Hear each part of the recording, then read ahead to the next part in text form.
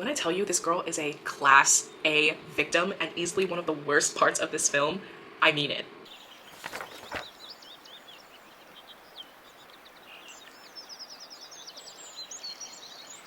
Hi guys, my name is Abrian. Welcome to my YouTube channel, and as you can tell by the video's title, today we're going to be talking about A Silent Voice, a beloved classic within the anime community. Not gonna lie, I'm kind of afraid to talk about this film just because it's such a beloved movie within the anime community, and I just think it's a very painful watch for multiple reasons that I'm gonna get into in this video. But it's won multiple awards and it's very highly critically acclaimed. So if you haven't seen A Silent Voice, it's about this girl who is deaf. Her name is Shoko, and she joins Shoya, this boy is in middle school, and he unfortunately starts to bully her along with his classmates to the point where she eventually moves away to a different school. And then we follow Shoya throughout high school, where he is now bullied and isolated and very anxious and depressed. In the film, high school Shoya tries to make amends with Shoko after finding her because they go to different high schools.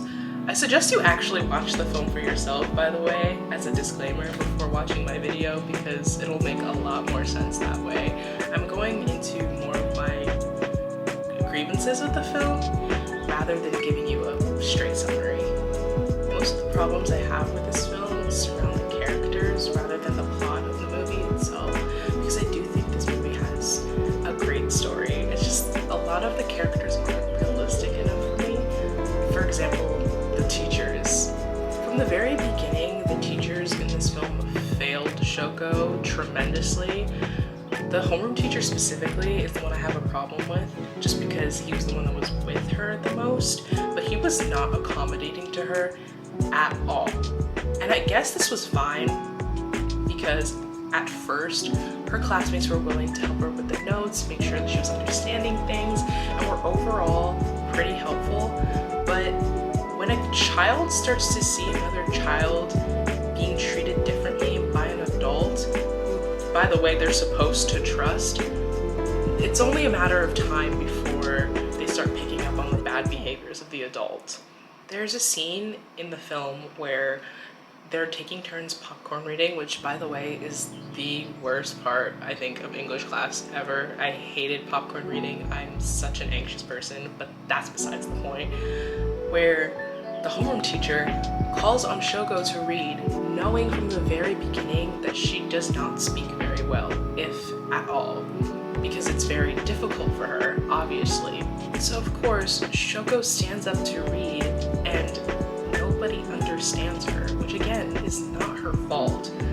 But in the scene, you can see the teacher put his hand over his mouth, like he wants to laugh at her, but he's trying to contain himself. And he immediately tells her to sit back down, which is like, what did you think was going to happen? In the same scene, our main character, Shoya, is called on to read next, and of course, he unfortunately uses that opportunity to make fun of Shoko's speaking voice, which the teacher does call him out for. Doesn't really give him any real punishment though, but it just annoys me because what did you expect after putting Shoko in that situation in the first place? And again, I'm not defending Shoya's actions, but Shoya is a child mimicking what he's seeing from the adults in his life. In another scene, another teacher comes in and announces that she's going to teach the class sign language for 3 minutes every day, which I don't think is enough to learn anything sufficient, but that's neither here nor there. And a girl named Naoka in the class, one of Shoya's friends, mind you, stands up in front of the entire class and says that she does not want to learn sign language. And up to this point in the movie, Shoko's been communicating with other people through a notebook where people write things down and she writes back what she wants to say. And Naoka would rather keep doing this system because ASL is just too hard for her. She's just too lazy to learn. And the homeroom teacher sits back and says nothing. In fact, he looks kind of smug when she says this. This is the part of the film where Shoko is really starting to be isolated by her classmates. They either ignore her and just don't talk to her, horrendously bully her. For example, Shoya and Naoka specifically start messing with Shoko's hearing aids to the point where Shoko goes through 8 pairs of hearing aids during her time at the school. It's only then when the principal gets involved, which I don't know where he's been this entire time, but he comes and talks to Shoya's class and demands to know who's responsible for bullying her, and that's when the homeroom teacher decides to throw Shoya under the bus, like he hasn't been witnessing multiple members of his class bully this girl for months. Shoya is not innocent in all this, but throwing a kid under the bus in front of your boss when you had months to do something about this is crazy. This just leads all of Shoya's friends to dogpile on him in order to avoid getting in trouble. This girl named Miki in the class, who didn't really directly do anything to Shoko, but I'll get into that later, cries. She cries to get out of being punished. So naturally, nobody wants to hang out with Shoya anymore because he's seen as a bad kid. And flash forward to high school, he's severely anxious, severely depressed, and he begins planning his own death. He sells all his possessions, he quits his job, and he marks down the days on his calendar of when he plans to take his own life. I don't know if this is just a me thing, but the adults in this situation are just so irritating to me, because when his mom finds out that Shoya is planning on taking his own life, she randomly freaks out one day during breakfast and threatens to burn an envelope full of all the money he's made if he goes through with it, if he doesn't promise that he won't go through with it. Keep in mind, she does this in front of Shoya's niece, who's a very young child. And yes, I know this is a horrifying situation that I wouldn't wish on any parent, and I personally don't know how I would react in that situation, but this is not the way to deal with somebody's mental health, especially not in front of a young kid.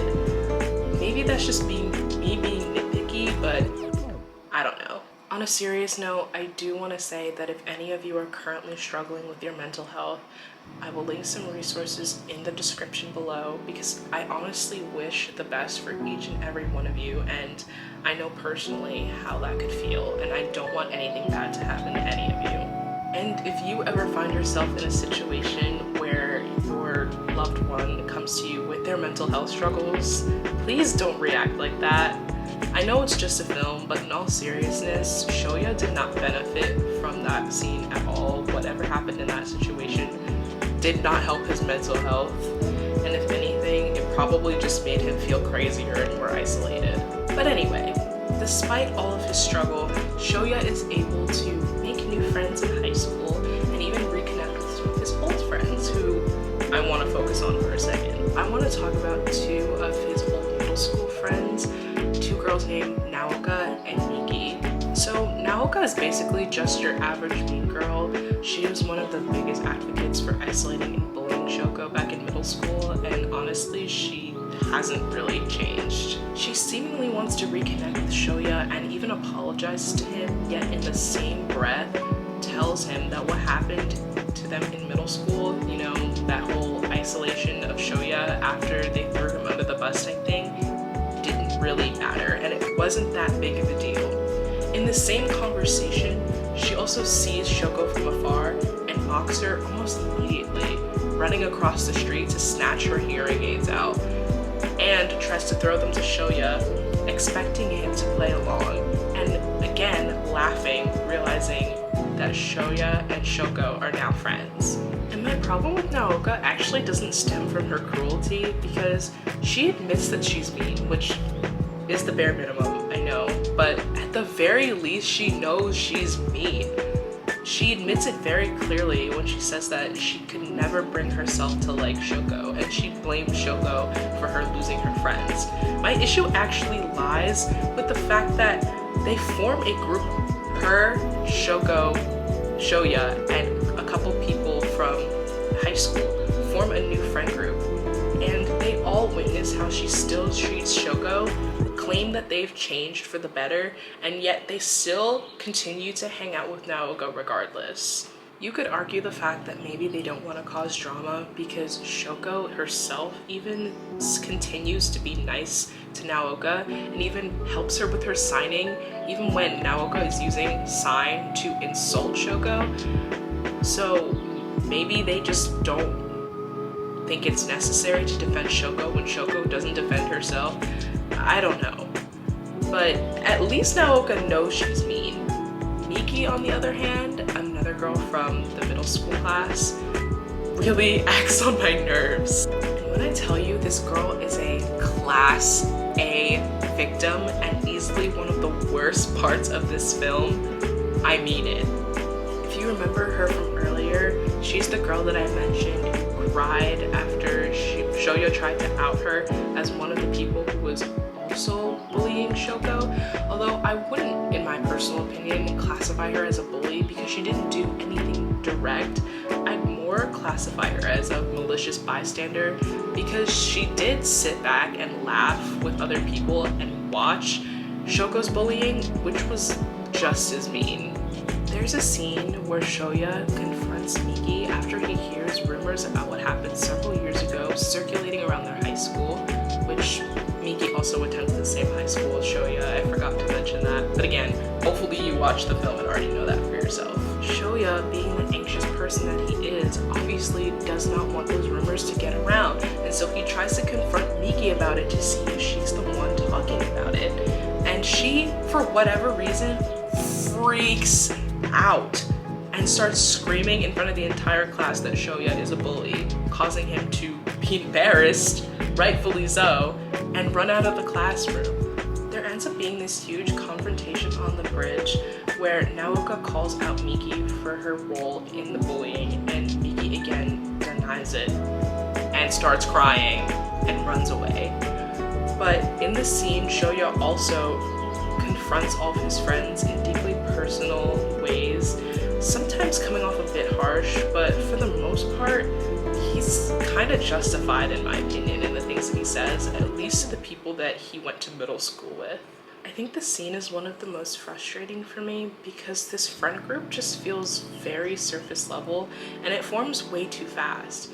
Half of the people in this group are from the high school, so they have no idea what happened when Shoko was being bullied in middle school, and so they insert themselves into this drama that doesn't even really concern them to begin with, and as a result they infantilize Shoko in a way where it almost implies that they think she can't defend herself, and everybody is so concerned with this relationship that Shoya has with Shoko. But it's not like in a friendly sense, it's in a Shoko is helpless sense. All this stress leads Shoko to blaming herself, thinking that it's her fault, and she herself tries to take her own life. Luckily, she is saved by Shoya, who ends up falling off a building in her place, which Naoka ends up beating up Shoko for in like the hospital parking lot because, as I've mentioned, Naoka's a piece of shit.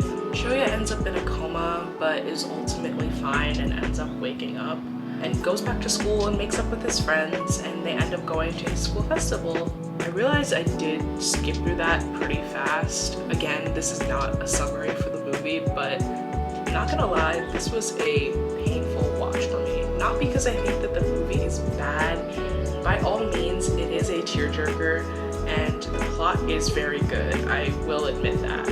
On a personal level, I've struggled with anxiety and depression for a long time, and because of this, I saw a lot of myself with Shoya, and that's probably why I got so frustrated with him at times, because he often ran away from his problems, which is something that I'm working on not doing. Shoya's character definitely showed how isolating anxiety and depression can be, and so I definitely don't blame you if this is one of your favorite films, because it is definitely a tearjerker. I also want to say that I'm not deaf.